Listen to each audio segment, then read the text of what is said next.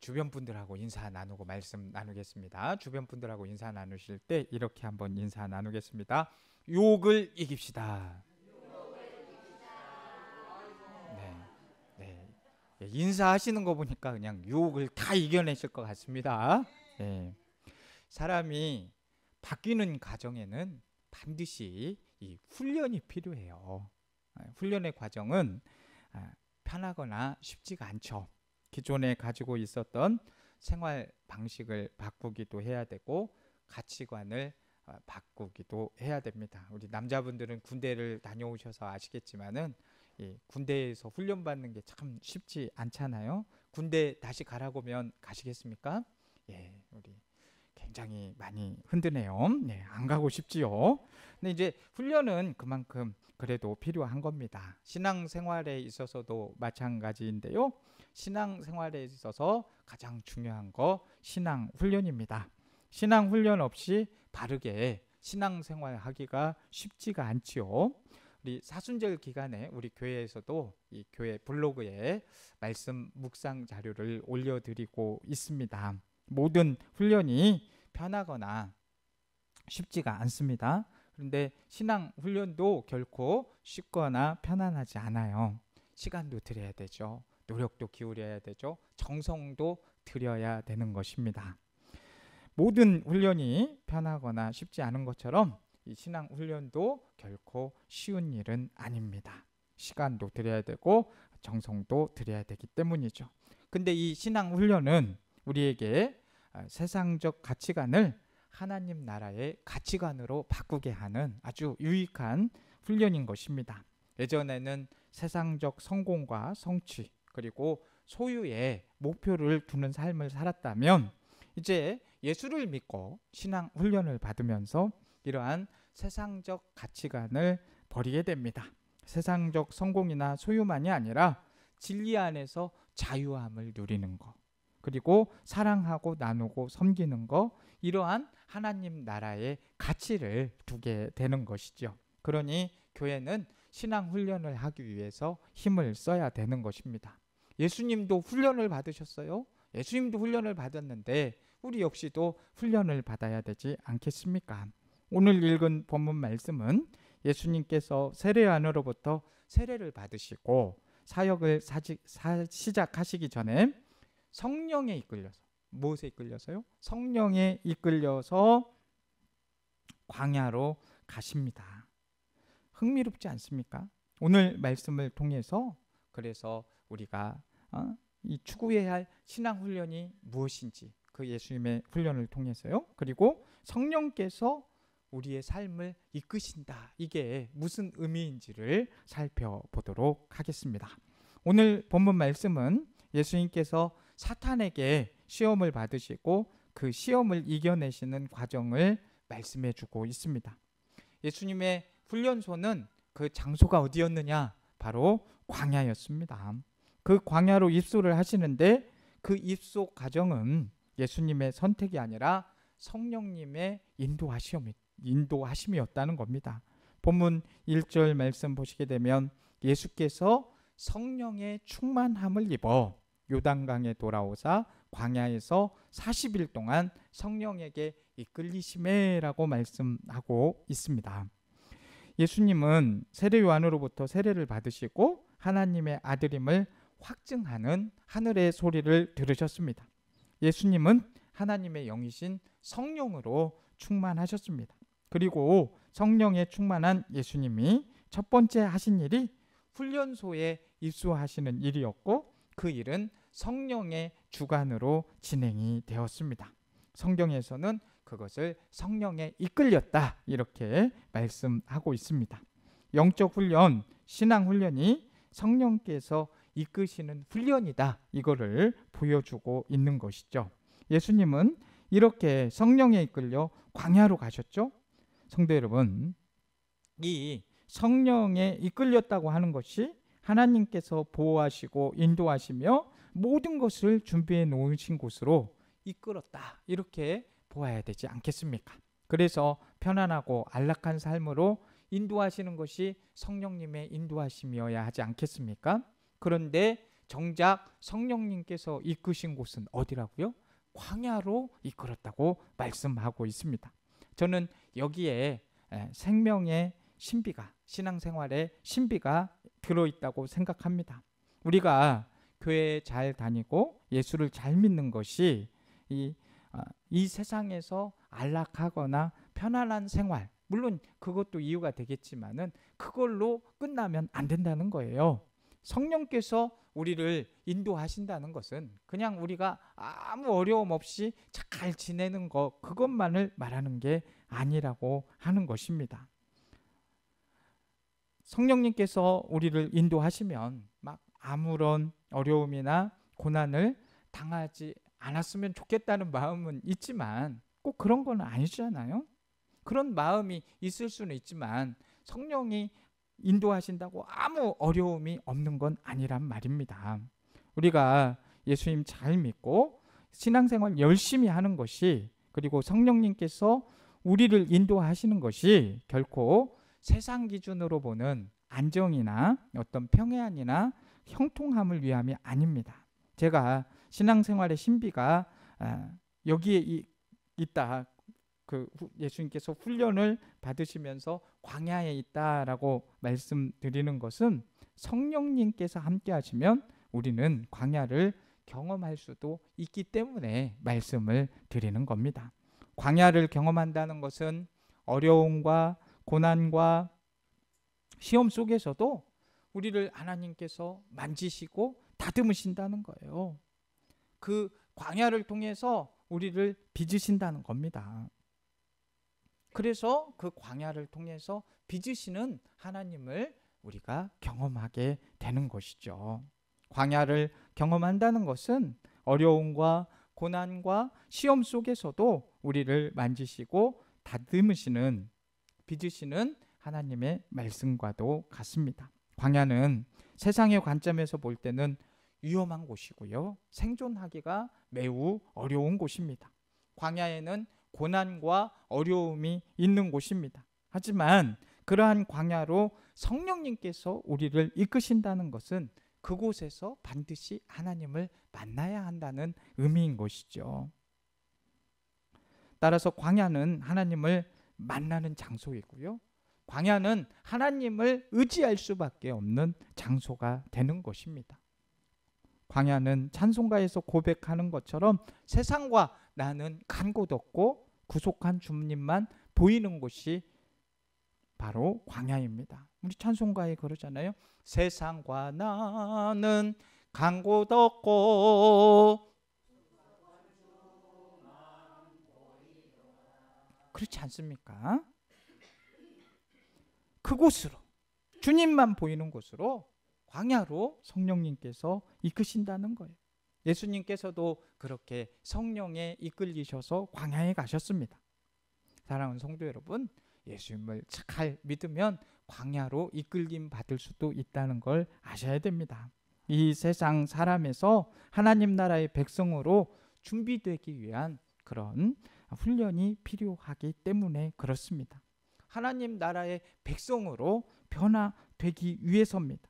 그런데 광야는 사실 이 세상이 광야 아닙니까? 이 세상에서 삶이 광야에서 사는 삶과 마치 비슷합니다. 그래서 이 세상에 사는 동안 예수님 잘 믿는다고 해서 아프지 않는 것이 아니잖아요. 예수님 잘 믿는다고 해서 교통사고 안 나는 거 아니잖아요.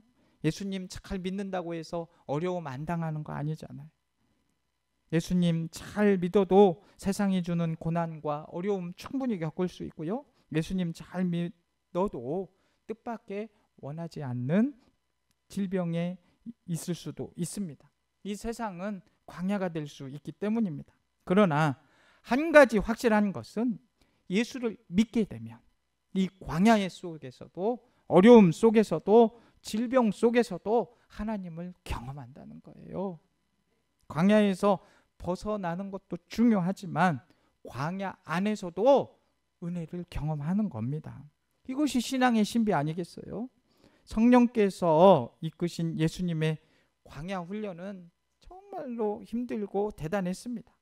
예수님께서 말이니까 그렇지 우리 한 끼 금식해도 배 고파요? 안 고파요? 고픕니다. 근데 지금 4끼도 아니고 40일을 금식하셨습니다. 어떤 프로그램이나 훈련을 하는 게 아니라 금식만 하신 겁니다. 음식을 끊는, 이 음식 섭취를 끊는 금식은 내 목숨에 달려져 있지 않고 하나님께 달려져 있다 하기 때문에 금식하시는 겁니다. 그 고백을 예수님께서 40일 동안 하신 거예요. 내 생명의 원천은 내가 아니고 하나님이시다. 내 삶의 이유는 오직 하나님이시다. 40일간 금식으로 이 하나님이 온전한 나의 하나님이다. 이걸 고백하시는 거예요.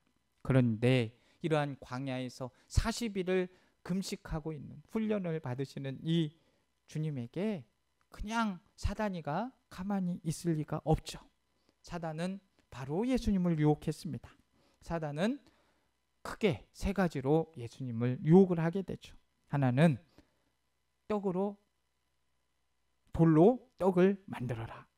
그 유혹이었고, 다른 하나는 사단에게 절을 하게 되면은 세상의 권세를 다 주겠다고 유혹을 하고, 마지막 하나는 하나님의 아들임을 증명해라. 이렇게 유혹을 하는 겁니다. 우리가 알아야 할 것은 이러한 사탄의 유혹이 연극이나 영화에서 보는 것처럼 한 차례씩 차례대로 일어나는 것이 아니라는 겁니다.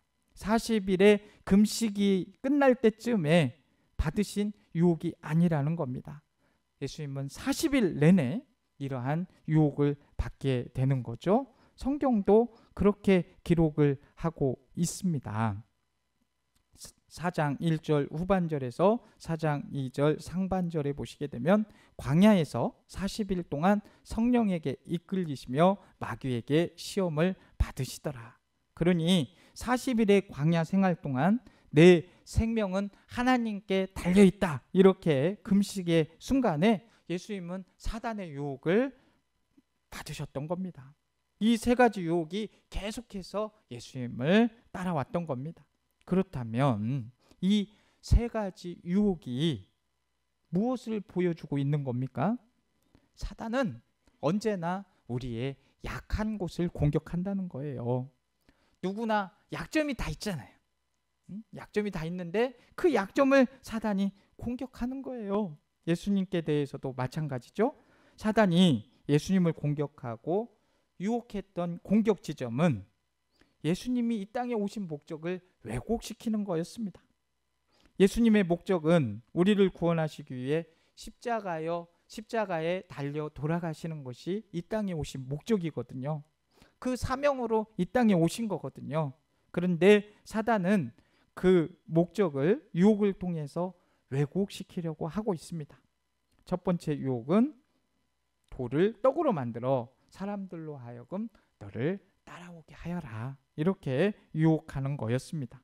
단순히 예수님 자신의 육체적 굶주림을 해결하라고 하는 것이 아니었습니다. 그런 유혹이 아니었어요. 사람들을 물질로 현혹시켜라. 이걸로 유혹을 하는 겁니다. 물질을 사용해라. 그래서 너를 따르게 해라. 이게 사단의 유혹이었던 것이죠.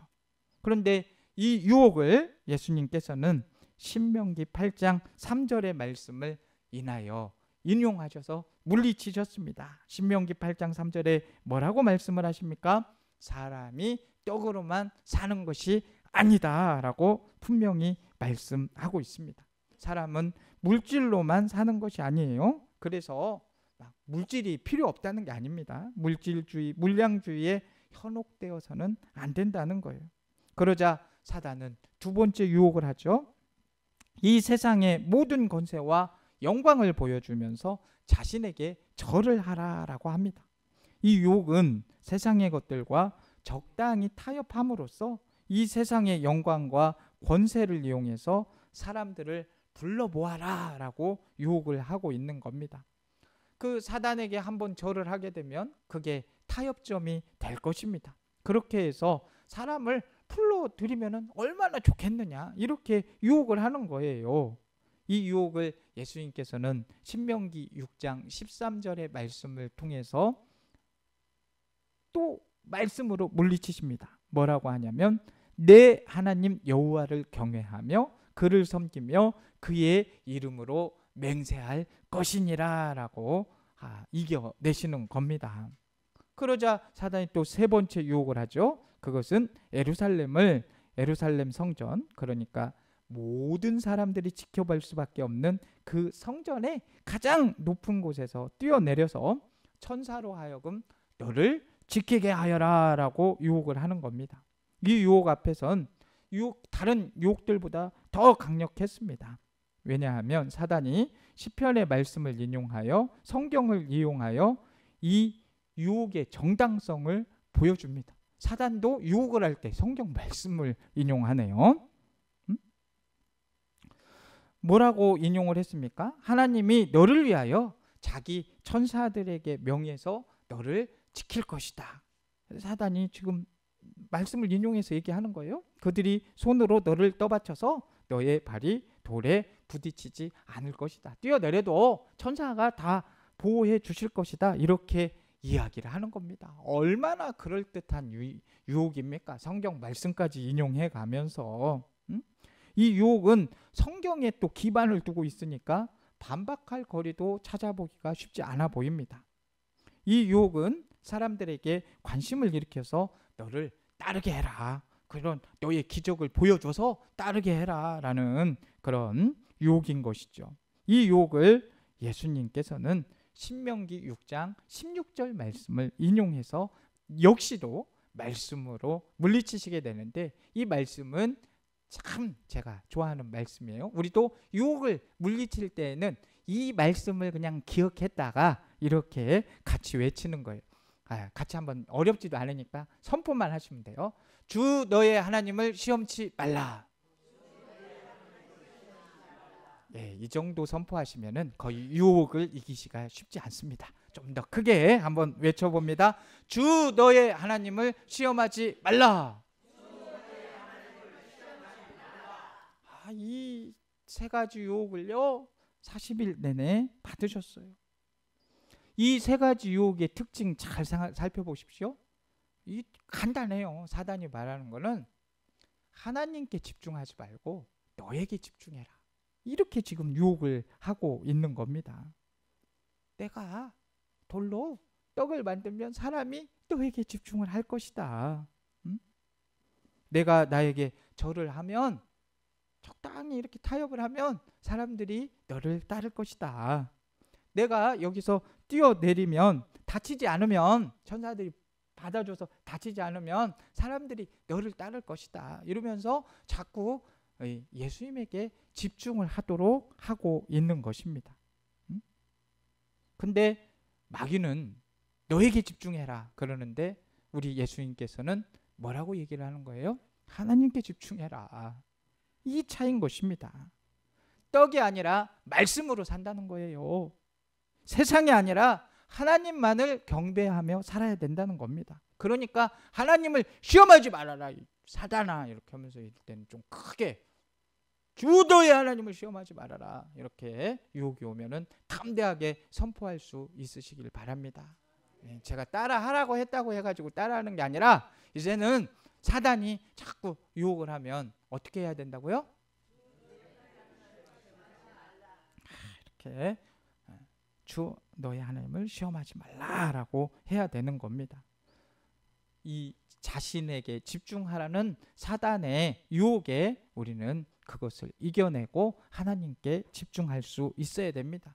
진리로 맞서야 되는 거예요. 사단도 성경을 인용합니다.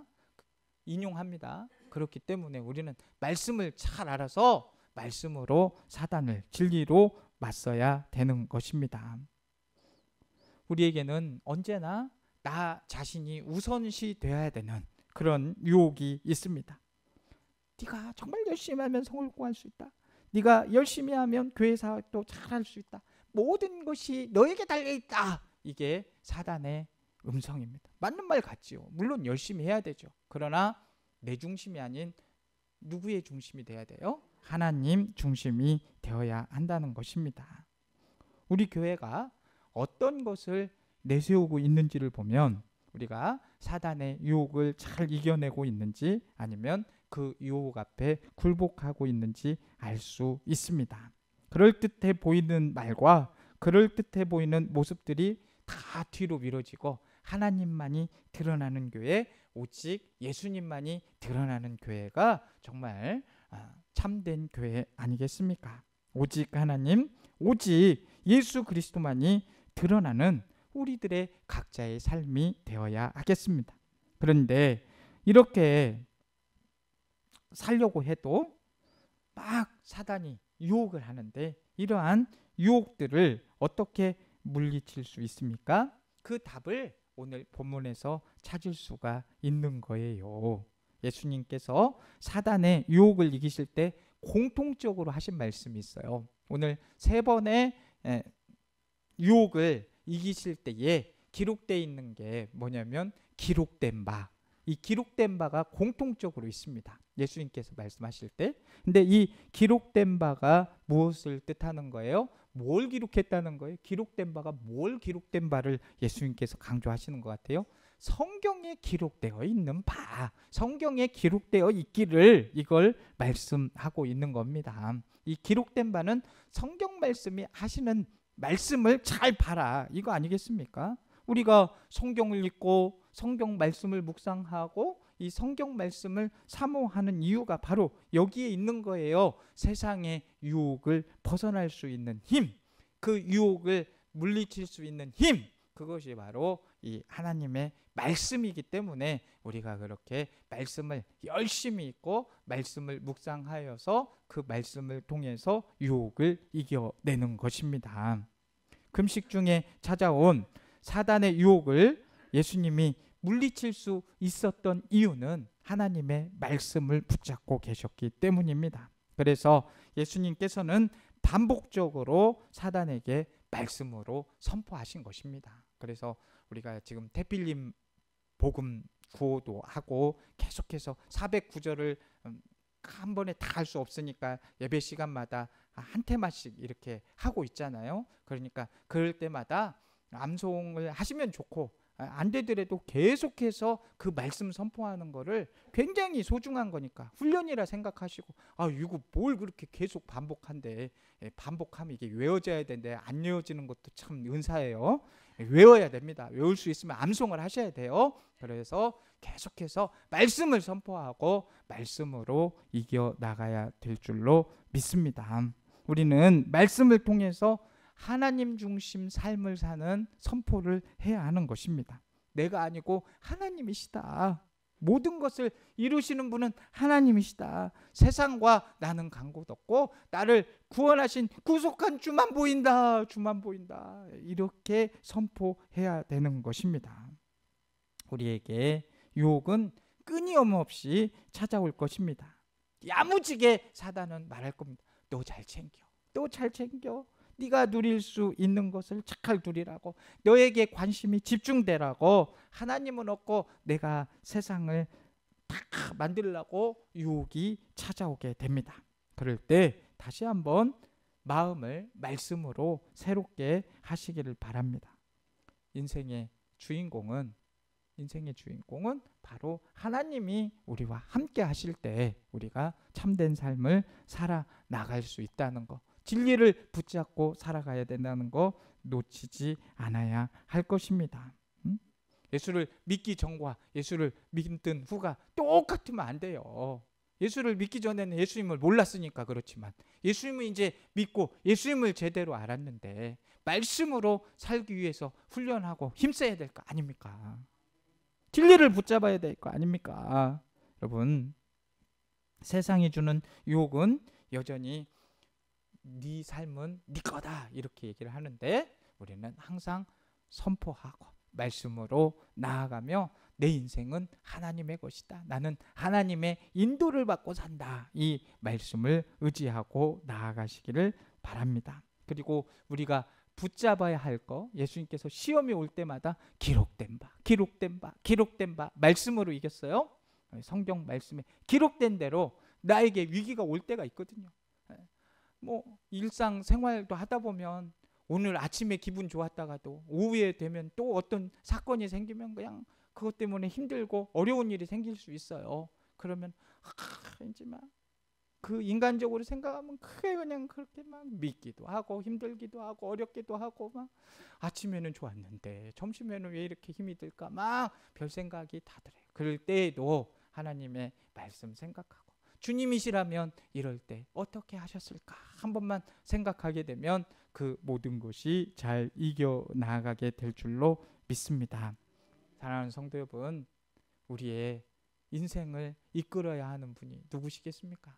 하나님이셔야 됩니다. 성령님이셔야 됩니다. 광야로 나가시는 것마저도 성령님께서 이끌으셔가지고 훈련을 받고 있는데 그 훈련을 말씀으로 승리하신 예수님이십니다. 유혹을 이겨내신 예수님이십니다. 우리가 세상에서 어떤 유혹을 받아도 그 하나님의 말씀으로 이겨내는 승리하는 저와 우리 성도님들이 다 되시기를 주님의 이름으로 축복합니다. 사랑과 은혜가 충만하신 하나님 아버지, 예수님께서 광야에서 시험을 받으시고 말씀으로 승리하신 것처럼 우리도 이 세상에서 마귀의 유혹과 시험을 말씀으로 이겨 나아가기를 원합니다. 주님, 저희가 연약하여 흔들릴 때마다 하나님의 말씀을 더욱 깊이 의지하게 하시고 성령님의 능력으로 강건하게 하여 주옵소서. 저희의 마음과 생각을 지켜주시고 시험이 닥칠 때마다 주님을 더욱 바라보며 승리하게 하옵소서. 오늘 주신 말씀을 저희의 삶 속에서 실천하며 날마다 주님과 동행하는 믿음의 사람들이 되게 하여 주옵소서. 예수님의 이름으로 기도드립니다. 아멘.